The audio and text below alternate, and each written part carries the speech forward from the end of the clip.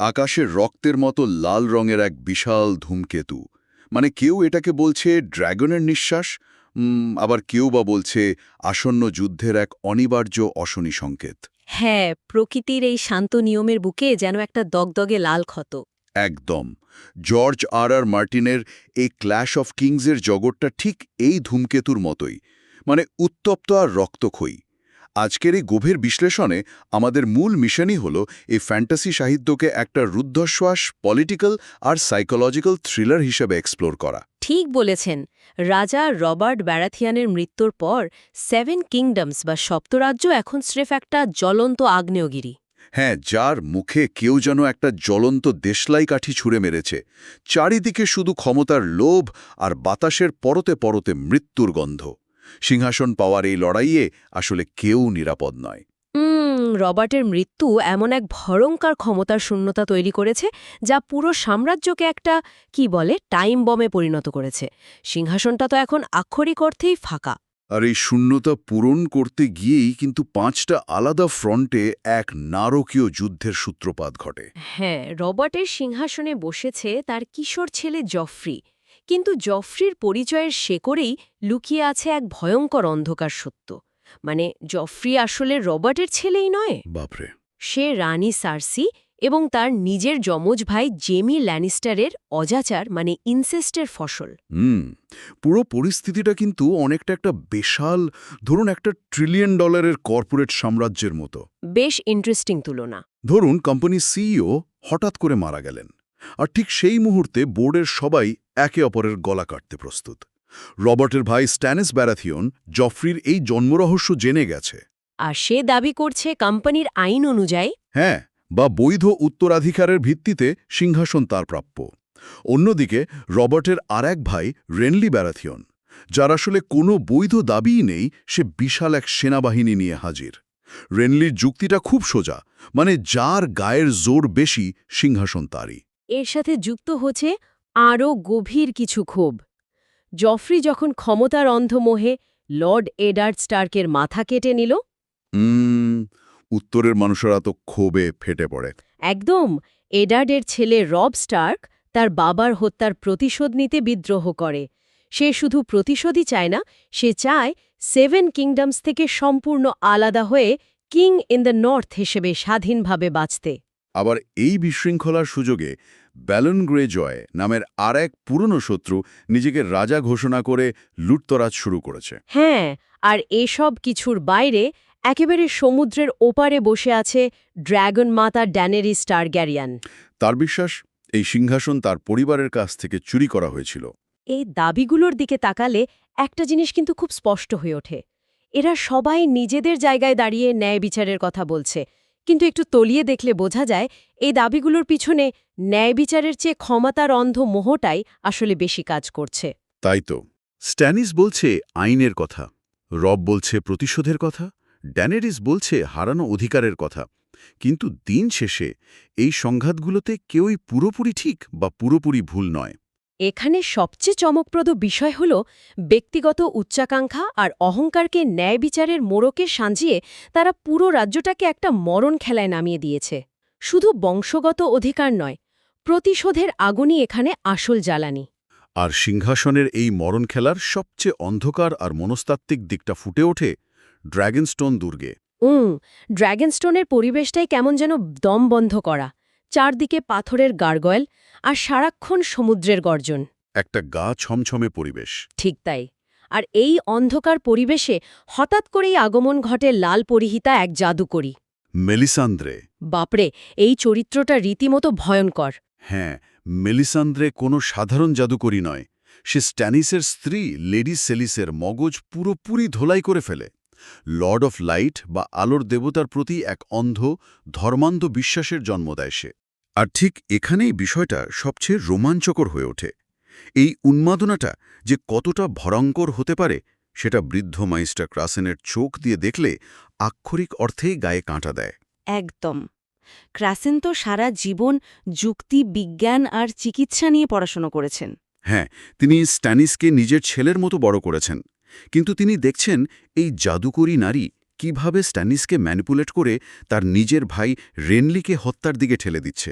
নিজের ভাইয়ের রক্ত ধরানো। হ্যাঁ, এই ভ্রাতৃঘাতী পাপের মতো জঘন্য কাজের জন্য স্ট্যানিসকে মানসিকভাবে প্রস্তুত করা হচ্ছে।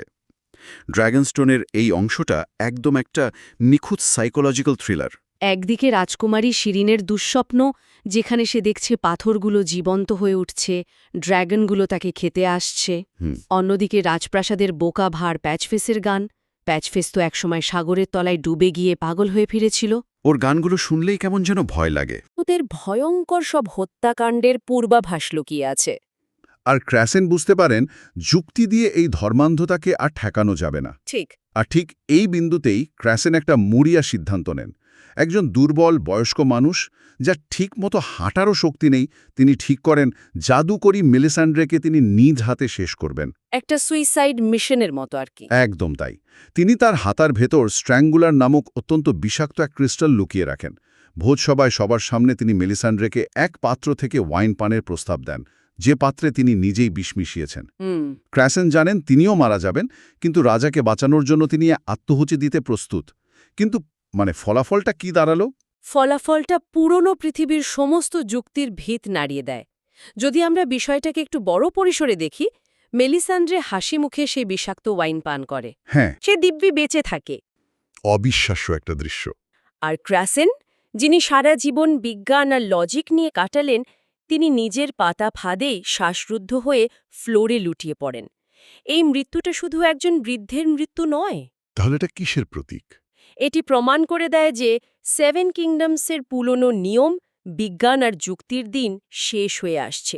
এক ভয়ঙ্কর অতিপ্রাকৃত নতুন যুগের সূচনা হচ্ছে, যেখানে অন্ধবিশ্বাস আর কালো জাদুর সামনে লজিকের কোনো স্থান নেই। বাপরে, যুক্তির এই মৃত্যু আর অন্ধকারের রাজত্ব কিন্তু শুধু ড্র্যাগনস্টোনেই আটকে নেই। আমরা যদি রাজধানীর থেকে বহু দূরে ছোট্ট আরিয়া স্টার্কের টিকে থাকা লড়াইয়ের দিকে তাকাই, সেখানেও আমরা এই একই থ্রিলের উপাদান দেখতে পাই। আরিয়া একজন রাজকুমারী হওয়া সত্ত্বেও নিধের পরিচয় লুকিয়ে রেখেছে। হ্যাঁ, আরি এবং পরে উইজল নাম নিয়ে কাদামাটিতে সাধারণ মানুষের মতো সে বেঁচে থাকার চেষ্টা করছে। আর এই যাত্রাপথে সে গিয়ে পৌঁছায় হ্যারেনহল দুর্গে, যা আক্ষরিক অর্থেই একটা কসাইখানা। হ্যারেনহলে দ্য টিকলার নামের এক ব্যক্তি বন্দীদের ওপর যে নির্মম নির্যাতন চালায়, তা মানুষের নিষ্ঠুরতার চরম রূপ। একদম বীভৎস। প্রতিদিন সে বন্দীদের জেরা করে, তাদের চামড়া কাটে, আর তারপর জ্যান্ত অবস্থায় নেকড়ের মুখে ছুঁড়ে ফেলে। এখানে জীবন বলে কিছু নেই, মৃত্যু খুবই সস্তা। আর এই ভয়াবহ মানসিক চাপের মধ্যে আরিয়ার পরিচয় হয় জ্যাকেন এজগার নামের এক রহস্যময় বন্দীর সাথে।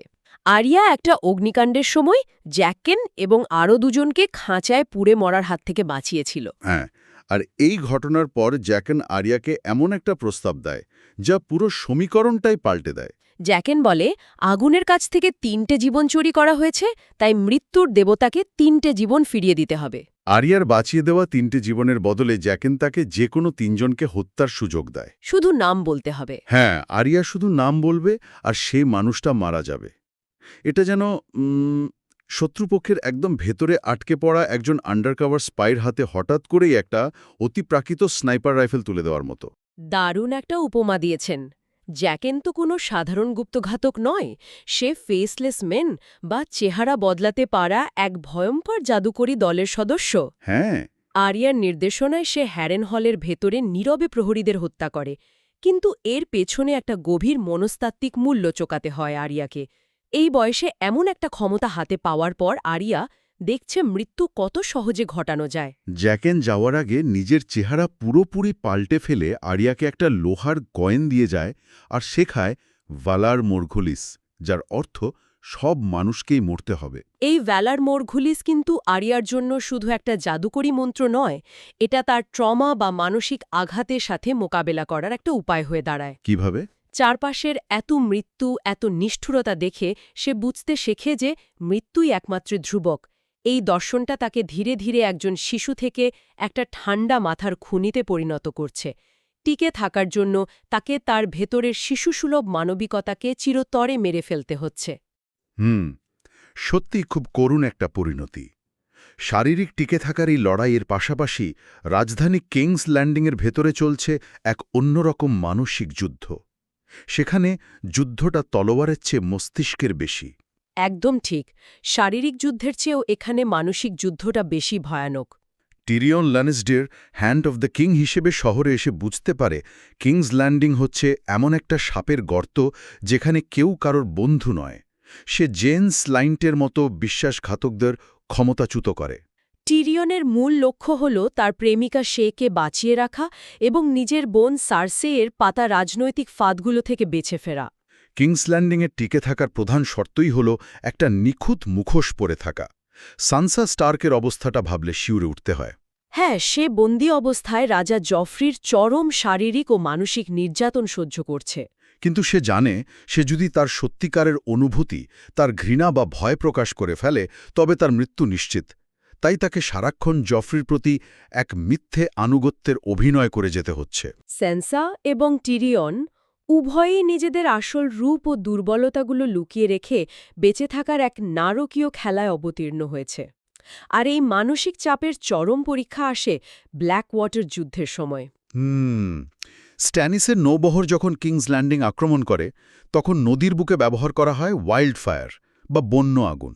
অ্যালকেমের সাহায্যে তৈরি এই সবুজ রঙের আগুন পানি লাগলেও নেভে না, বরং সবকিছু পুড়িয়ে ছাই করে দেয়। রাতের অন্ধকারে নদীর বুকে সবুজ আগুনের সেই প্রলয়ঙ্কর দৃশ্য মানুষের ভেতরে সবচেয়ে আদিম ভয়কে জাগিয়ে তোলে। আর এই আগুনের কাছে এসেই পুরোপুরি ভেঙে পড়ে দ্য হাউন্ড বা স্যান্ডর ক্লিগেন।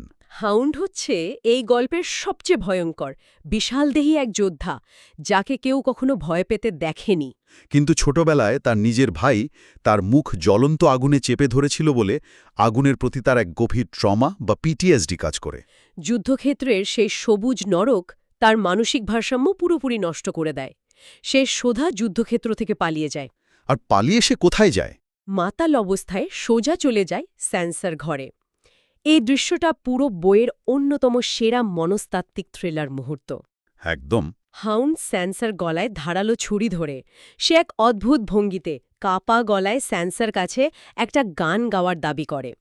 একদিকে স্যানসার গলার কাছে মৃত্যুর শীতল স্পর্শ, অন্যদিকে তার কাপা কাপা গলায় গাওয়া সেই গান, gentle mother fond of mercy. গানটা কিন্তু হাউন্ডকে শান্ত করে।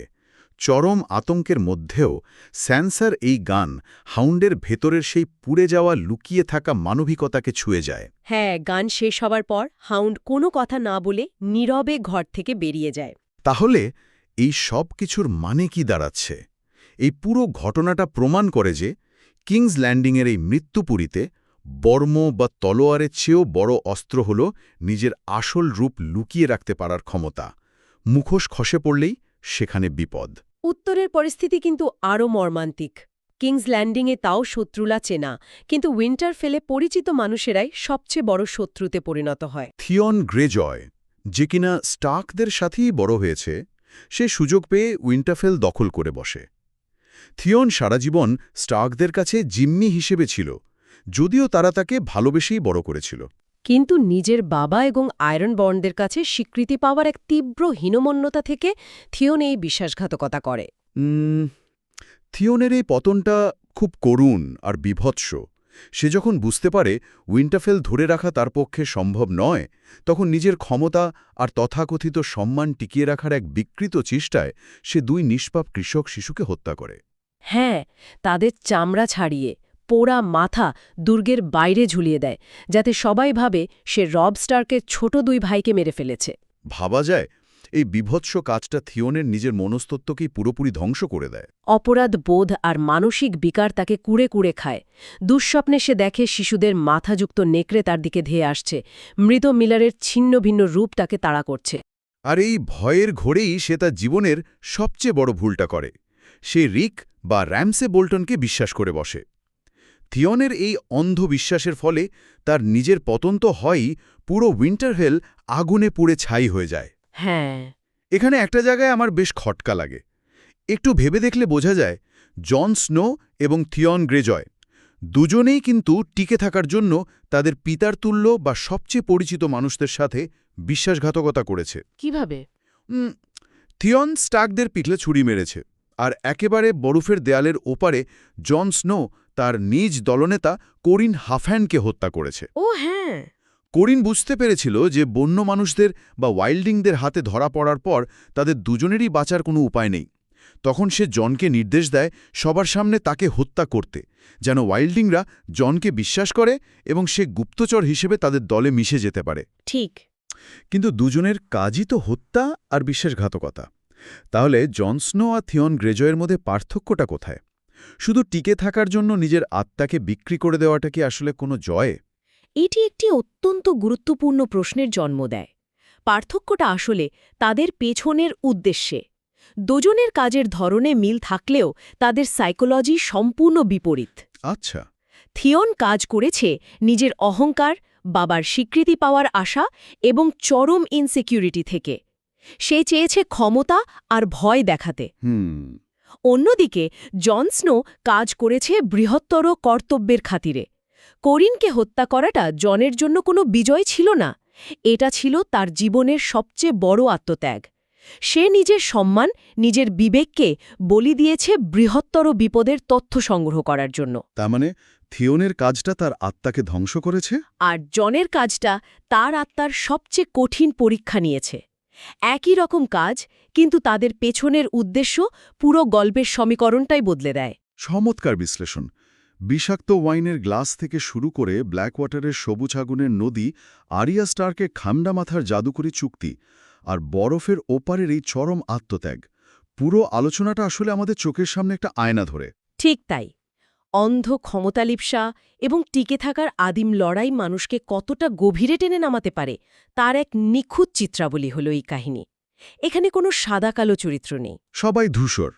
ক্ষমতার দাবার বোর্ডে একটা চাল দেওয়ার জন্য সবাই পরিস্থিতি অনুযায়ী নিজেদের মনুষ্যত্বকে বিসর্জন দিচ্ছে। বাস্তব জীবনেও কিন্তু আমরা মাঝে মধ্যে এই একই কাজ করি।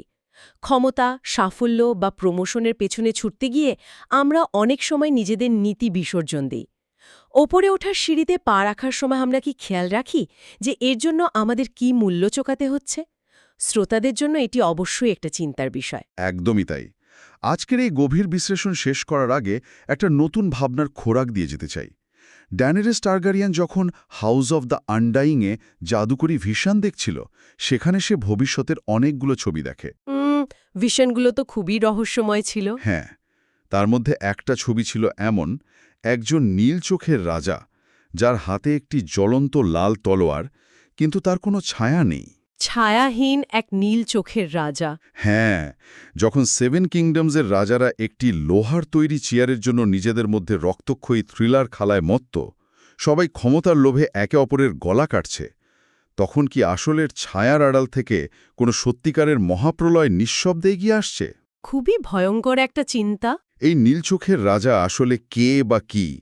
আকাশে যে লাল ধূমকেতু দিয়ে আমরা শুরু করেছিলাম, তা কি সিংহাসনের লড়াইয়ের সংকেত, নাকি এই ছায়াহীন রাজার আগমনের বার্তা? এই সিংহাসনের লড়াই কি আসলে আসল বিপদের দিক থেকে সবার চোখ সরিয়ে রাখার একটি ভয়ঙ্কর ফাঁদ মাত্র? এই রোমাঞ্চকর প্রশ্নটি নিয়ে ভাবার জন্য আজ আপনাদের এখানেই ছেড়ে দিলাম।